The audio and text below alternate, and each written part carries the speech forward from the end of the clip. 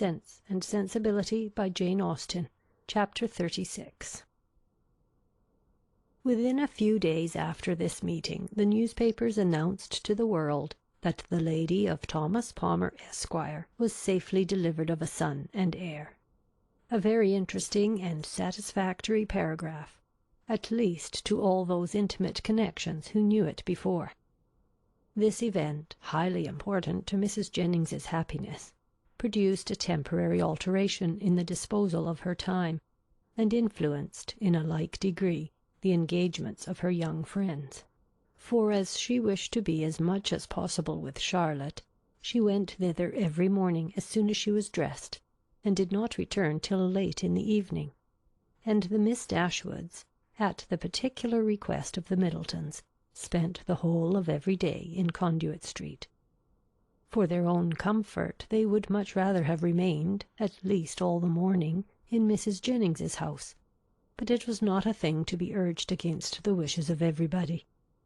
Their hours were therefore made over to Lady Middleton and the two Miss Steeles, by whom their company, in fact, was as little valued as it was professedly sought. They had too much sense to be desirable companions to the former, and by the latter they were considered with a jealous eye, as intruding on their ground, and sharing the kindness which they wanted to monopolize. Though nothing could be more polite than Lady Middleton's behaviour to Elinor and Marianne, she did not really like them at all. Because they neither flattered herself nor her children, she could not believe them good-natured, and because they were fond of reading, she fancied them satirical, perhaps without exactly knowing what it was to be satirical, but that did not signify. It was censure in common use and easily given. Their presence was a restraint both on her and on Lucy. It checked the idleness of one and the business of the other. Lady Middleton was ashamed of doing nothing before them, and the flattery which Lucy was proud to think of and administer at other times, she feared they would despise her for offering. Miss Steele was the least discomposed of the three by their presence, and it was in their power to reconcile her to it entirely. Would either of them only have given her a full and minute account of the whole affair between Marianne and Mr. Willoughby, she would have thought herself amply rewarded for the sacrifice of the best place by the fire after dinner, which their arrival occasioned. But this conciliation was not granted, for though she often threw out expressions of pity for her sister to Elinor, and more than once dropped a reflection on the inconstancy of beaux before Marianne, no effect was produced but a look of indifference from the former, or disgust in the latter. An effort even yet lighter might have made her their friend. Would they only have laughed at her about the doctor? But so little were they, any more than the others, inclined to oblige her, that if Sir John dined from home, she might spend a whole day without hearing any other raillery on the subject than what she was kind enough to bestow on herself. All these jealousies and discontents, however, were so totally unsuspected by Mrs. Jennings, that she thought it a delightful thing for the girls to be together, and generally congratulated her young friends every night on having escaped the company of a stupid old woman so long. She joined them sometimes at Sir John's, sometimes at her own house, but wherever it was, she always came in excellent spirits, full of delight and importance, attributing Charlotte's well-doing to her own care, and ready to give so exact, so minute a detail of her situation, as only Miss Steele had curiosity enough to desire. One thing did disturb her, and of that she made her daily complaint. Mr. Palmer maintained the common but unfatherly opinion among his sex of all infants being alike, and though she could plainly perceive, at different times, the most striking resemblance between this baby and every one of his relations on both sides, there was no convincing his father of it, no persuading him to believe that it was not exactly like every other baby of the same age, nor could he even be brought to acknowledge the simple proposition of its being the finest child in the world. I come now to the relation of a misfortune, which about this time befell Mrs. John Dashwood. It so happened that while her two sisters with Mrs. Jennings were first calling on her in Harley Street, another of her acquaintance had dropped in, a circumstance in itself not apparently likely to produce evil to her. But while the imaginations of other people will carry them away to form wrong judgments of our conduct, and to decide on it by slight appearances, one's happiness must in some measure be always at the mercy of chance.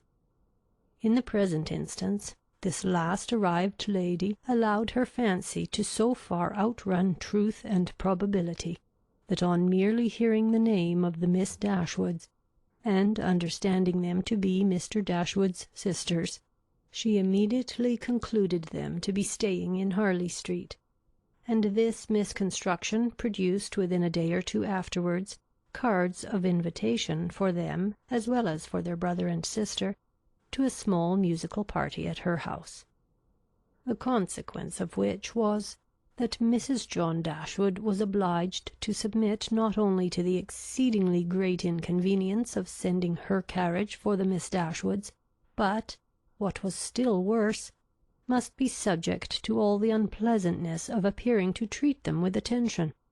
And who could tell that they might not expect to go out with her a second time? The power of disappointing them, it was true, must always be hers, but that was not enough, for when people are determined on a mode of conduct which they know to be wrong, they feel injured by the expectation of anything better from them. Marianne had now been brought by degrees so much into the habit of going out every day, that it was become a matter of indifference to her whether she went or not, and she prepared quietly and mechanically for every evening's engagement, though without expecting the smallest amusement from any, and very often without knowing, till the last moment, where it was to take her. To her dress and appearance she was grown so perfectly indifferent as not to bestow half the consideration on it, during the whole of her toilet, which it received from Miss Steele in the first 5 minutes of their being together, when it was finished. Nothing escaped her minute observation and general curiosity.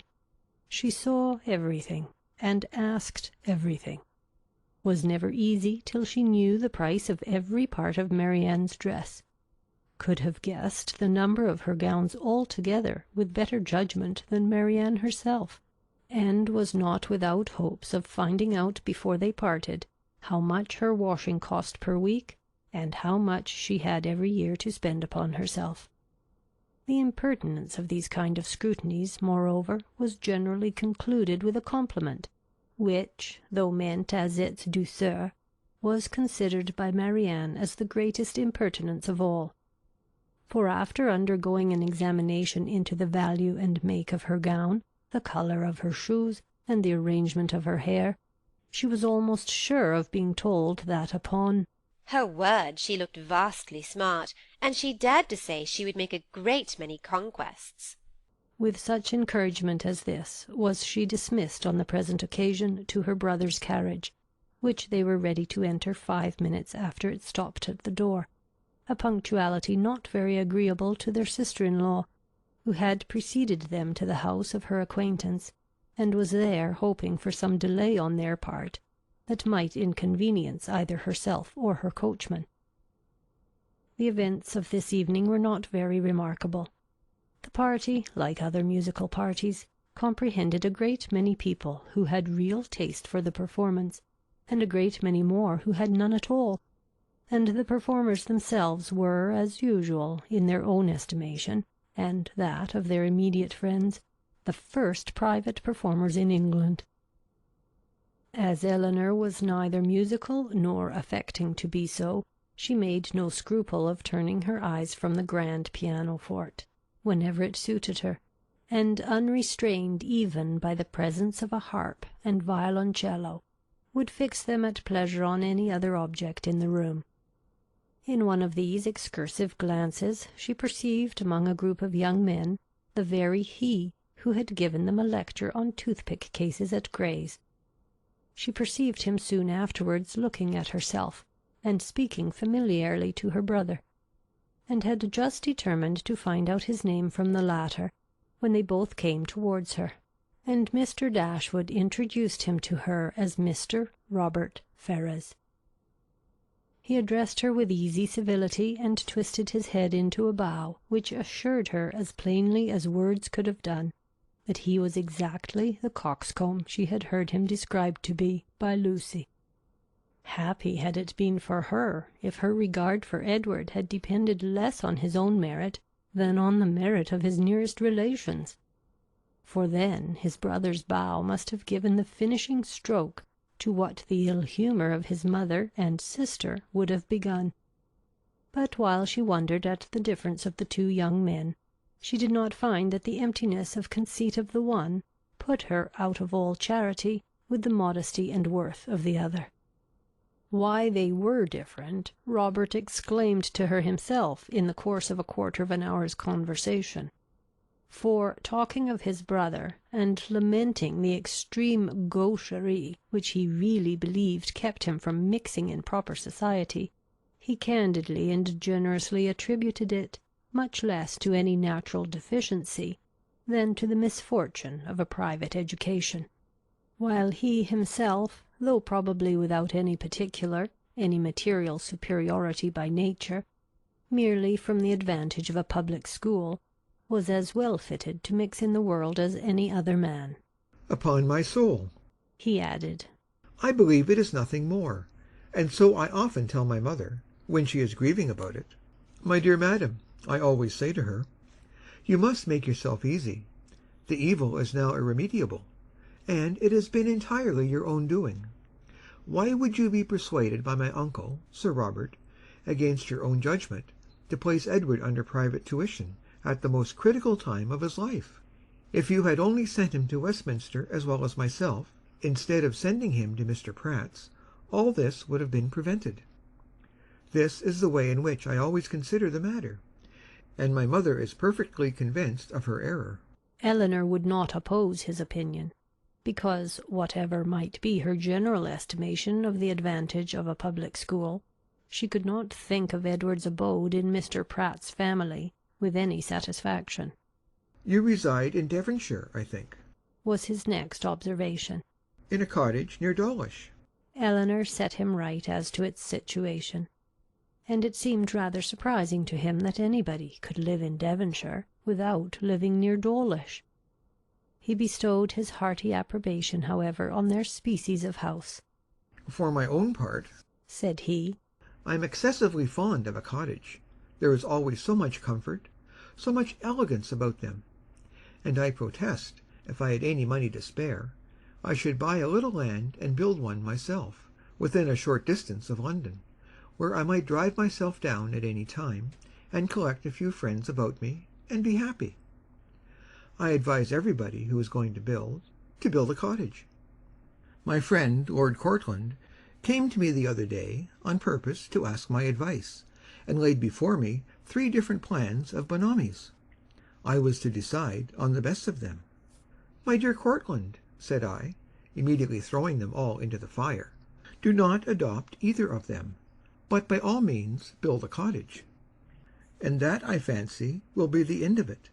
Some people imagine that there can be no accommodations, no space in a cottage, but this is all a mistake. I was last month at my friend Elliot's, near Dartford. Lady Elliot wished to give a dance. But how can it be done? Said she. My dear Ferrars, do tell me how it is to be managed. There is not a room in this cottage that will hold 10 couple, and where can the supper be? I immediately saw that there could be no difficulty in it, so I said, My dear Lady Elliot, do not be uneasy. The dining parlour will admit 18 couple with ease. Card tables may be placed in the drawing room. The library may be opened for tea and other refreshments, and let the supper be set out in the saloon. Lady Elliot was delighted with the thought.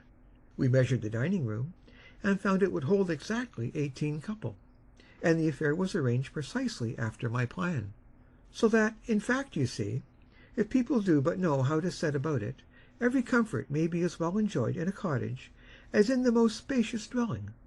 Elinor agreed to it all, for she did not think he deserved the compliment of rational opposition. As John Dashwood had no more pleasure in music than his eldest sister, his mind was equally at liberty to fix on anything else, and a thought struck him during the evening, which he communicated to his wife, for her approbation, when they got home. The consideration of Mrs. Dennison's mistake, in supposing his sisters their guests, had suggested the propriety of their being really invited to become such, while Mrs. Jennings's engagements kept her from home. The expense would be nothing, the inconvenience not more, and it was altogether an attention which the delicacy of his conscience pointed out to be requisite to its complete enfranchisement from his promise to his father. Fanny was startled at the proposal. "I do not see how it can be done," said she, "without affronting Lady Middleton, for they spend every day with her. Otherwise I should be exceedingly glad to do it.